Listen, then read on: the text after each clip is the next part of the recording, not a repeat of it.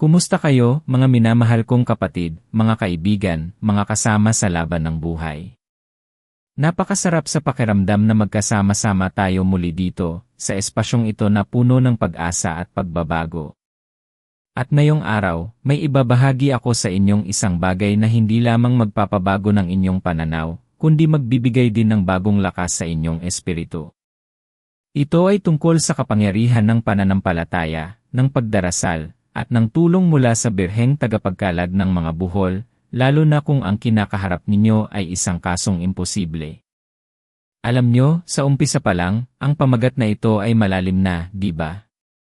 Himalayang dasal sa birheng tagapagkalag ng mga buhol laban sa mga imposibleng kaso.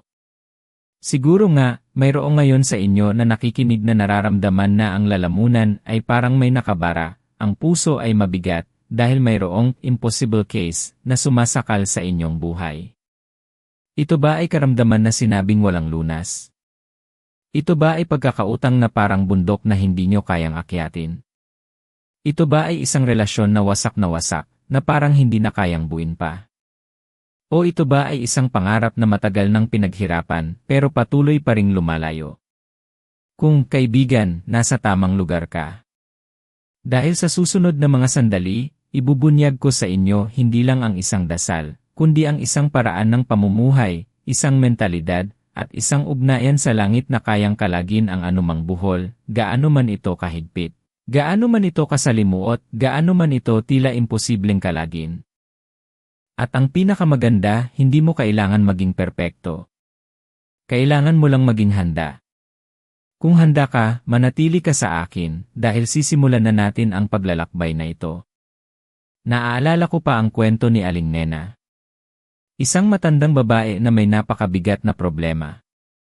Hindi siya mayaman pero masipag siya. Ang problema niya ay ang kanyang anak. Nagkasakit ang kanyang anak ng isang bihirang karamdaman na kinailangan ng napakamahal na operasyon. Sinabi ng mga doktor na imposible na itong magamot sa Pilipinas at kailangan pa siyang dalhin sa ibang bansa. Saan siya kukuha ng pera? Ni hindi nga niya alam kung paano siya magsisimula. Araw-araw, lumuluhod si Aling Nena. Araw-araw, nananalangin. Pero habang lumalipas ang mga araw, parang lalong humihigpit ang buhol. Parang lalong lumalaki ang pader na nasa harapan niya. Siguro, ganyan din ang nararamdaman mo ngayon, di ba?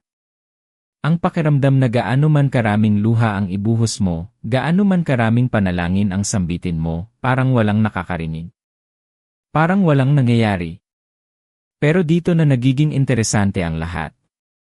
Hindi alam ni Aling Nena kung paano, kundi ang alam niya lang, ay hindi siya susuko. Ang pakiramdam ng pagiging stuck, ng pagiging nakabuhol. Sino ba sa atin ang hindi nakaranas niyan? Yan ang unang-una nating kailangang intindihin.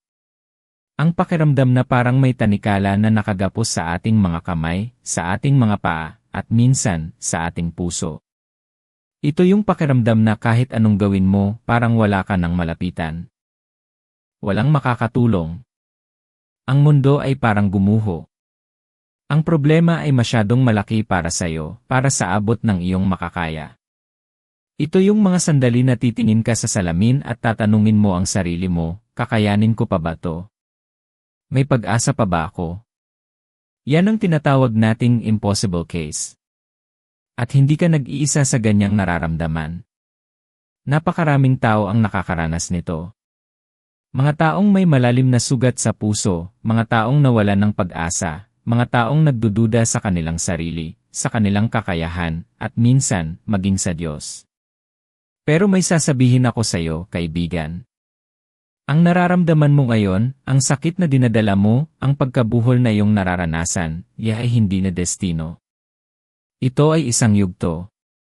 Isang yugto na mayroong matinding aral na gustong ibigay sa iyo ang buhay, at lalong-lalo na ang Diyos.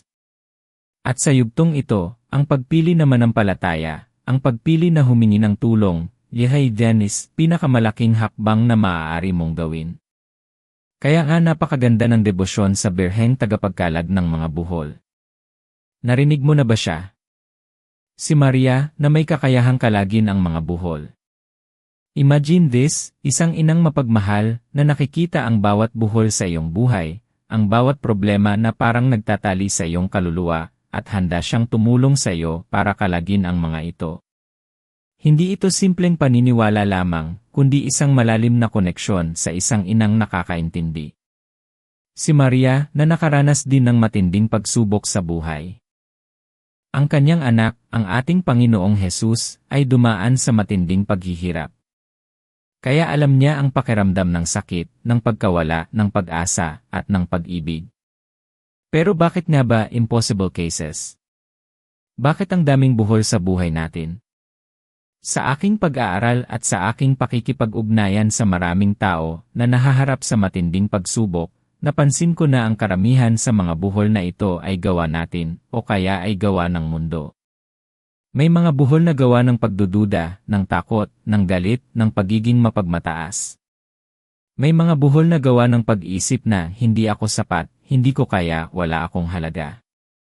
Yan ang mga buhol sa loob natin.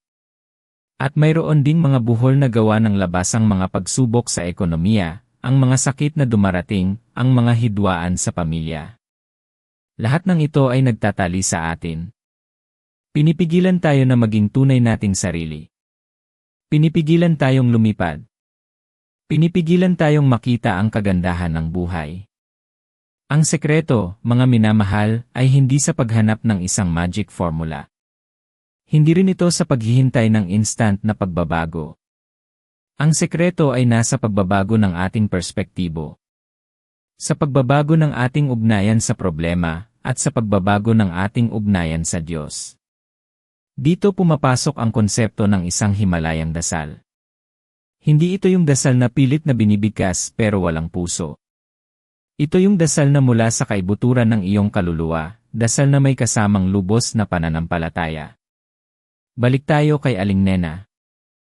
Habang lumalala ang kalagayan ng kanyang anak, may isang kapitbahay na nagbigay sa kanya ng isang maliit na rosaryo. Ito ay rosaryo ng Birheng Tagapagkalag ng mga buhol. Noon pa man, deboto na si Aling Nena, pero hindi niya pa nakikilala si Maria sa ganitong papel. Hindi niya alam na mayroon palang tier of knots. Doon niya nalaman na si Maria ay isang inang handang tumulong sa atin, lalo na sa mga problema na parang buhol sa ating buhay. Isang buhol na nagtatali sa atin, na parang gumagawa ng imposible ang mga sitwasyon. Ipinakilala sa kanya ng kapitbahay ang debosyon na ito, ang novena. At doon, sa gitna ng kanyang kawalan ng pag-asa, nagsimulang muling sumibol ang isang munting butil ng pag-asa. Dito na natin pag-uusapan ang unang punto na naiba ang pagdarasal ni Aling Nena. Hindi lang siya nagdasal para gumaling ang anak. Nagdasal siya ng mayroong malalim din pag-unawa. Ang pag-unawa na hindi lamang siya humihingi, kundi siya ay nagtitiwala. Yan ang kaibahan. Ang marami sa atin ay humihingi. Humihingi tayo ng milagro. Humihingi tayo ng solusyon. Pero gaano ba kalalim ang ating pagtitiwala? Gaano ba tayo naniniwala na kayang-kaya itong ibigay, na kayang-kaya itong mangyari? Ang sikreto ay hindi lang basta pagdarasal ng mga salita. Ito ay pagdarasal ng buong sariliin. Dito mo ibinubuhos ang lahat ng iyong takot, ang lahat ng iyong pagdududa, ang lahat ng iyong pighati. Pero kasabay noon, ibinubuhos mo rin ang lahat ng iyong pagtitiwala. Ang pagsuko ng iyong sarili sa mas mataas na kapangyarihan. Ang pagtanggap na mayroong mas malaki kaysa sa iyong problema, at mas malaki kaysa sa iyong sarili. Yan ang espiritu ng pagdarasal sa Birheng Tagapagkalag ng mga buhol. Si Maria ay hindi lamang isang inang humihingi para sa atin. Siya ay isang inang nagtuturo sa atin kung paano manampalataya. Kung paano magtiwala sa Diyos sa lahat ng bagay. Naaalala mo ba ang kasal sa Kana? Nawalan ng alak. Isang simpleng problema, pero para sa may-ari ng piging, ito ay isang malaking kahihiyan. Walang humingi kay Jesus, kundi si Maria. Si Maria ang nagsabi kay Jesus, wala silang alak. At ang huli niyang sinabi sa mga tagapagsilbi ay napakahalaga, gawin niyo ang anumang sabihin niya sa inyo. Iyan ang essence ng debosyon kay Maria. Hindi tayo nagdadasal ay Maria.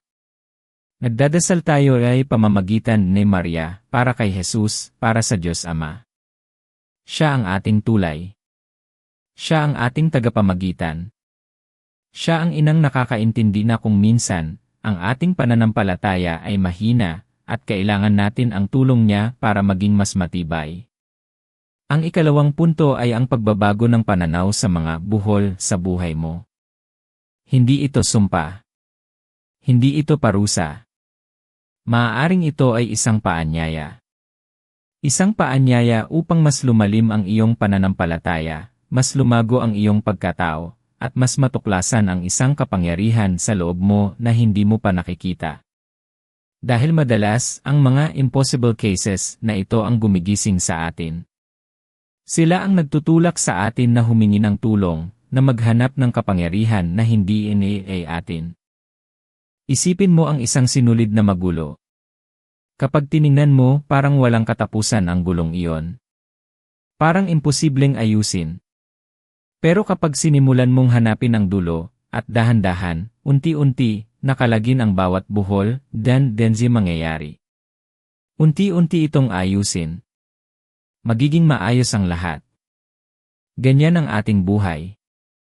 Ang mga buhol ay hindi nilikha para manatili. Nilikha sila para kalagin. At tayo, kasama si Maria, ay may kakayahang kalagin ang mga ito. Kaya paano ka magsisimula? Ang unang hakbang ay pagkilala. Kilalanin mo ang iyong mga buhol. Ano ang bumabagabag sa iyo? Ano ang nagpapahirap sa iyo? Ano ang nagpaparamdam sa iyo na imposible ang sitwasyon? Isulat mo. Ilabas mo. Huwag mo itong itago sa dilim ng iyong puso. Dahil kapag inilabas mo, kinikilala mo, doon nagsisimula ang proseso ng paggaling. Doon nagsisimula ang pagkalad. Ang ikalawang hakbang ay pananampalataya. Hindi bulag na pananampalataya, kundi isang pananampalatayang may batayan. Ang batayan ay ang pangako ng Diyos, ang pagmamahal ni Maria, at ang kapangyarihan na kayang kalagin ang lahat. Ang pananampalatayang ito ay parang isang liwanag sa gitna ng kadiliman. Hindi mo man makita ang dulo ng tunel, pero naniniwala kang may ilaw. At ang ilaw na iyon ang nagbibigay sa iyo ng lakas para patuloy na maglakad, kahit mabigat ang bawat hakbang. Ang ikatlong hakbang ay ang kilos. Ang pananampalataya na walang kilos ay patay, di ba? Kahit gaano ka pa magdasal, kung hindi mo naman iayon ang iyong mga kilos sa iyong pananampalataya, hindi ito magiging epektibo. Kung humihingi ka ng paggaling, gawin mo ang parte mo. Sundin mo ang payo ng doktor. Kung humihingi ka ng pag-unlad, magsikap ka. Maghanap ka ng paraan. Kung humihingi ka ng kapayapaan sa pamilya, ikaw ang magsimula. Gumawa ka ng aksyon. Ito ay pagpapakita sa Diyos na seryoso ka sa iyong kahilingan, na handa kang makipagtulungan sa Kanya. Balik tayo kay Aling Nena. Nagsimula siyang magdasal ng novena.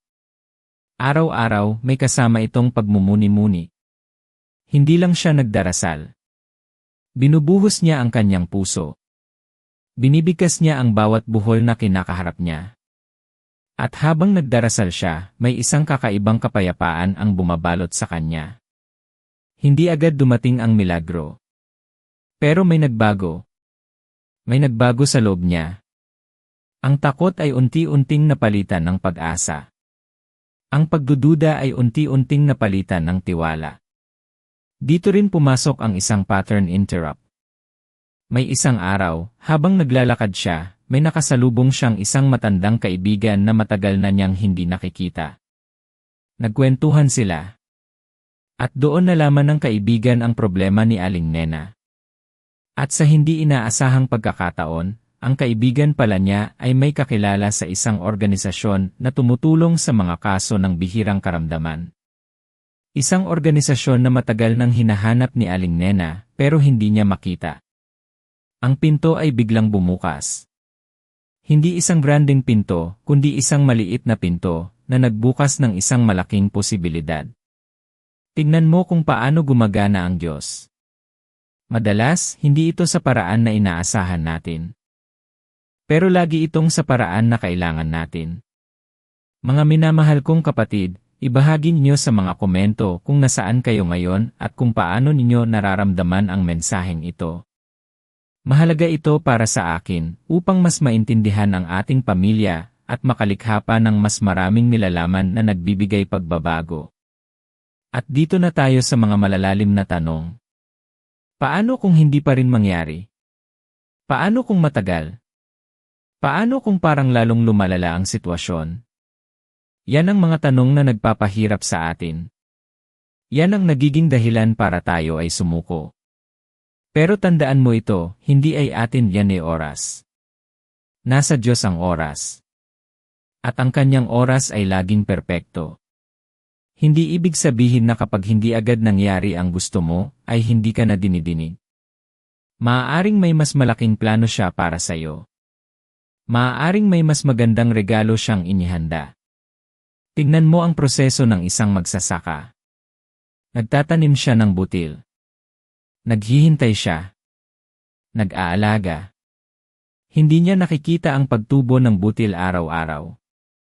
Pero alam niya na sa ilalim ng lupa, mayroong nangyayaring himala.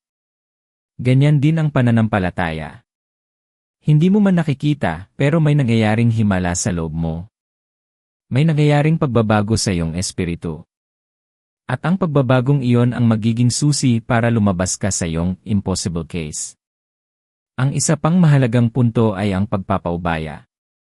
Ang pagsuko. Kapag nagawa mo na ang lahat ng iyong makakaya, kapag nanalangin ka na, kapag nanampalataya ka na, may isang punto na kailangan mo nang ipaubaya ang lahat sa Diyos. Ang pagsuko ay hindi nangangahulugan ng pagtalikod. Ito ay nangangahulugan ng pagtitiwala na kaya niya ang lahat. Na kaya niyang ayusin ang lahat. At sa pagpapaubaya na yon, mayroong kakaibang kapayapaan. Kapayapaan na kahit ano pa ang mangyari, mayroong nakakaalam. Mayroong may kontrol. At iyon ang Diyos. At dito, ang isa pang open loop na gusto kong ibahagi sa inyo. Ano ang nangyari kay Aling Nena at sa kanyang anak? Naalala niyo pa ba ang kaibigan na nakasalubong niya? Yung kaibigan na may kakilala sa isang organisasyon. Well, sa pamamagitan ng organisasyong iyon, nagkaroon sila ng pagkakataong makakuha ng tulong. Hindi lang pinansyal, kundi pati na rin ng mga koneksyon para makakuha ng masusing pagsusuri sa ibang bansa. Isang pinto na dati ay nakasara, ay unti-unting bumubukas. Pero hindi lang doon natapos. May isang oras na kinailangan nilang magdesisyon. Mayroong isang malaking challenge na dumating. Ito ay ang desisyon kung itutuloy pa ba ang operasyon na mayroong mataas na risk o maghanap ng ibang paraan. Nagdasal muli si Aling Nena. Nagdasal ng lubos. At sa pananalangin yon, hindi lang siya humingi ng kasagutan. Humingi siya ng kalinawan. Humingi siya ng karunungan. Humingi siya ng lakas para makapagdesisyon ng tama. At iyon ang isang napakahalagang aspeto ng dasal na nagkalag ng buhol. Hindi lang ito tungkol sa pagkuha ng gusto mo, kundi tungkol din sa pagkuha ng kung ano ang kailangan. Ang karunungan, ang kalinawan, ang lakas para harapin ang katotohanan. Ang karamdaman ng kanyang anak ay hindi agad-agad gumaling. Ang operasyon ay matagumpay, ngunit mayroong mahabang proseso ng paggaling. Pero sa bawat araw, sa bawat therapy, sa bawat hamon, nakita ni Aling Nena ang pagbabago. Hindi lang sa anak niya, kundi sa sarili niya. Naging mas malakas siya. Naging mas matapang. Naging mas mapagpasensya. At ang buhol na minsan ay tila imposible, ay unti-unting nakakalag, hindi lang dahil sa isang operasyon, kundi dahil sa isang pananampalataya na sumasailalim sa matinding pagsubok at lumabas na mas matibay. Kaya ano ang matututunan natin mula sa kwento ni Aling Nena? Una, ang mga buhol ay nagiging instrumento para mas lumalim ang ating pananampalataya. Ikalawa, ang pagdarasal ay hindi lang paghingi, kundi pagtitiwala at pagpaupaubaya. At ikatlo, si Maria, ang birheng tagapagkalag ng mga buhol, ay isang makapangyarihang tagapamagitan na handang tumulong sa atin, lalo na sa mga kasong imposible. Ngayon, gusto kong pag-usapan natin ang mga specific na buhol na maaaring mayroon ka ngayon. Ito ba ay ang buhol ng kawalan ng pag-asa? Ang kawalan ng pag-asa ay parang isang kadena na gumagapos sa iyong espiritu. Pinipigilan ka nitong umakyat, pinipigilan ka nitong mangarap. Pero tandaan mo, kaibigan, ang iyong potensyal ay iles malaki kaysa sa iyong naiisip. Ikaw ay nilikha para sa isang pambihirang layunin. At ang kawalan ng pag-asa ay isang isang kasinungalingan na sinasabi sa iyo ng kaaway o ng iyong sarili. Ang katotohanan ay may pag-asa. Laging may pag-asa. Ito ba ay ang buhol ng takot? Takot na mabigo, takot na masaktan muli, takot sa hindi mo alam. Ang takot ay parang isang pader na humaharang sa iyo para marating mo ang iyong mga pangarap. Pero ang pananampalataya ay ang paglalakad sa pader na yan, kahit hindi mo nakikita kung ano ang nasa kabilang dulo. Ang takot ay normal. Pero ang pagpapaubaya sa takot na kontrolin ka, ay hindi dapat. May lakas ka sa loob mo na mas matindi kaysa sa takot mo. Ito ba ay ang buhol ng bitterness? Ng galit, ng pagiging mapagmataas, ng pagpapanatili ng sama ng loob? Ang buhol na ito ay masakit. Dahil ito ay bumubulok mula sa loob. Parang lason na unti-unting pumapatay sa iyong kaligayahan. Kailangan mong kalagin ang buhol na ito sa pamamagitan ng pagpapatawad. Pagpapatawad sa iba at higit sa lahat, pagpapatawad sa iyong sarili. Hindi madali. Pero kinakailangan. Dahil ang kapatawaran ay ang susi sa paglaya. Ang birheng tagapagkalag ng mga buhol ay narito para sa lahat ng mga buhol na ito. Sa bawat uri ng buhol na nakagapos sa iyong puso at kaluluwa. Kailangan mo lang siyang tawagin. Kailangan mo lang magtiwala. Ngayon, let's talk about the practical side. Paano ka magdarasal? Hindi mo kailangan ng mahabang dasal na komplikado. Kailangan mo lang ng dasal na may puso. Simulan mo sa pagkilala sa kung sino ang Birheng Maria. Siya ang inang ng Diyos. Siya ang ina na nagmamahal sa iyo na parang sarili niyang anak. Kaya lumapit ka sa kanya, parang lumalapit ka sa sarili mong ina. Ibahagi mo ang iyong mga pasanin. Narito ang isang simpleng paraan na maaari mong sundan. Una, simulan mo sa isang panalangin na galing sa puso. Halimbawa, O mahal na Birheng Maria, Inang tagapagkalag ng mga buhol, lumalapit ako sa iyo ngayong araw na ito na may mabigat na puso. Mayroon akong buhol na bumabagabag sa akin, na nagpapahirap sa aking buhay, na nagpaparamdam sa akin na parang walang pag-asa. Ikalawa, ilahad mo ang iyong buhol. Isa-isahin mo. Huwag kang matakot na maging detalyado. Ang buhol ko, mahal na ina, ay ang sakit ng aking minamahal na sinabi ng doktor na. Ang buhol ko ay ang pagkakautang na parang imposible ng bayaran. Ang buhol ko ay ang relasyon ko sa natila hindi na kayang ayusin. Magpakatotoo ka. Hayaang lumabas ang lahat ng nasa loob mo. Ikatlo, humingi ka ng tulong. Hinihiling ko, mahal na ina, na sa pamamagitan ng iyong mapagpalang kamay, ay kalagin mo ang buhol na ito. Tulungan mo akong magkaroon ng lakas, ng karunungan, ng pag-asa upang harapin ang hamong ito. Ipamagitan mo ako sa iyong anak na si Jesus, upang ang kanyang kalooban ay masunod sa aking buhay. Ikaapat, magtiwala. Pagkatapos mong ilahad ang lahat, tapusin mo sa pagtitiwala. Nagpapasalamat ako, mahal na ina, dahil alam kong dinidinig mo ako. Nagtitiwala ako sa iyong kapangyarihan at pagmamahal. Handa akong ipaubaya ang lahat sa iyo at sa Diyos. Alam kong kaya mong kalagin ang buhol na ito sa kanyang perpektong oras. At ang pinakahuli ang patuloy na dasal. Hindi ito isang beses lang na dasal. Ito ay isang proseso. Patuloy na manalangin. Patuloy na magtiwala.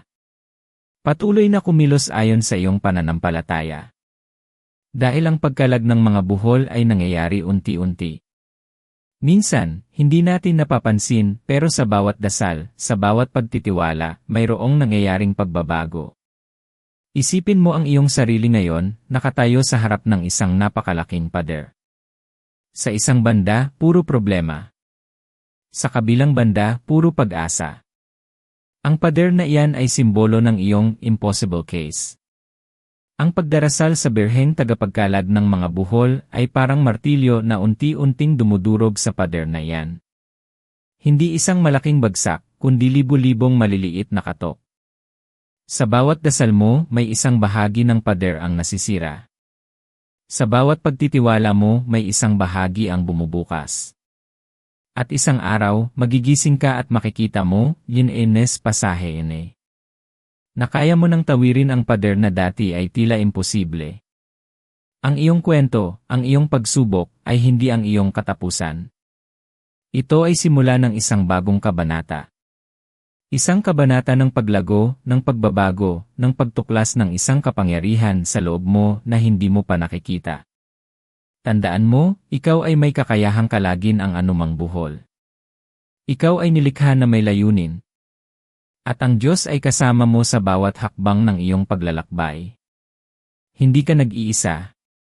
Hindi ka iniiwanan. Kaya ngayon, habang papalapit tayo sa dulo ng ating pag-uusap, gusto kong lumikha tayo ng isang kolektibong enerhiya ng pananampalataya. Isang enerhiya na kayang abutin ang birheng tagapagkalag ng mga buhol at ang Diyos mismo. Kung ano man ang buhol na kinakaharap mo ngayon, kung ano man ang impossible case na sumasakal sa iyong buhay, ilabasin. Ibigay mo. Hayaang ang iyong pananampalataya ang maging tulay mo sa pagkalag ng mga ito. Gusto kong i-challenge ka ngayong araw. Simulan mo ang debosyon na ito. Hindi kailangan ng perpektong lugar. Hindi kailangan ng perpektong oras. Kailangan lang ng isang pusong handa at isang espiritong bukas. Magsimula ka sa isang simpleng dasal, araw-araw, at tingnan mo kung paano unti-unting magbabago ang lahat. Makikita mo ang mga maliit na pinto na bumubukas. Makikita mo ang mga bagong pagkakataon na dumarating. Makikita mo ang isang bagong lakas na nagmumula sa loob mo. Ang iyong buhay ay hindi tinakdaan ng iyong problema. Ang iyong buhay ay tinakdaan ng iyong pananampalataya. At ang iyong pananampalataya ay kayang ilipat ang mga bundok. Kayang kalagin ang mga buhol. Kayang baguhin ang mga kasong imposibleng tila walang solusyon. Ikaw ay espesyal. Ikaw ay mahalaga. At ang iyong mga dasal ay dinidinig. Ngayon, hayaan mong samahan kita sa isang napakalakas na panalangin. Isang panalangin na diretsyo sa puso ng Birheng Maria at sa puso ng ating Panginoong Hesus. Sabayan mo ako, kung nais mo, at hayaan nating ang bawat salita ay maging isang susi na magbubukas ng iyong mga buhol. Sa ngalan ng Ama, ng Anak, at ng Espiritu Santo. Amen. O mapagmahal na Birheng Maria, Ina ng Diyos at Ina ng Sangkatauhan, lumalapit kami sa iyo ngayong araw na ito na may mga puso na puno ng pag-asa at pagtitiwala. Kinikilala namin ang iyong kapangyarihan bilang birheng tagapagkalag ng mga buhol, na may kakayahang kalagin ang anumang problema na nagpapahirap sa aming buhay, gaano man ito kahigpit, gaano man ito kasalimuot. Inilalahad namin sa iyo ang aming mga buhol, ang aming mga impossible cases na tila walang solusyon. Inilalahad namin ang buhol ng. Inilalahad namin ang bawat pagkakataon na kami ay nawalan ng pag-asa, nawalan ng tiwala sa aming sarili, at sa kapangyarihan ng Diyos. Inilalahad namin ang bawat takot, bawat pagdududa, bawat pighati na aming dinadala. O mahal na Ina, sa pamamagitan ng iyong mapagpalang kamay, at sa kapangyarihan ng iyong anak na si Jesus, hinihiling namin na kalagin mo ang buhol na ito.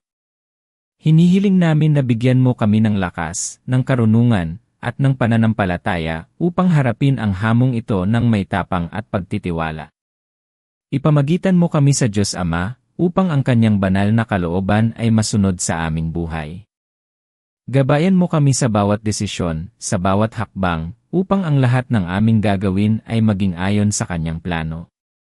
Nagpapasalamat kami, mahal na Ina, dahil alam naming dinidinig mo kami. Nagtitiwala kami sa iyong walang hanggang pagmamahal at pag-aalaga.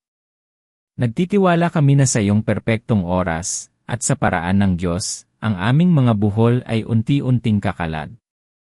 Tulungan mo kaming manatiling matatag sa pananampalataya, na laging umasa, at na laging magtiwala na mayroong mas malaking plano para sa aming buhay. Ikaw ang aming gabay, ikaw ang aming pag-asa, ikaw ang aming inang laging nagmamahal.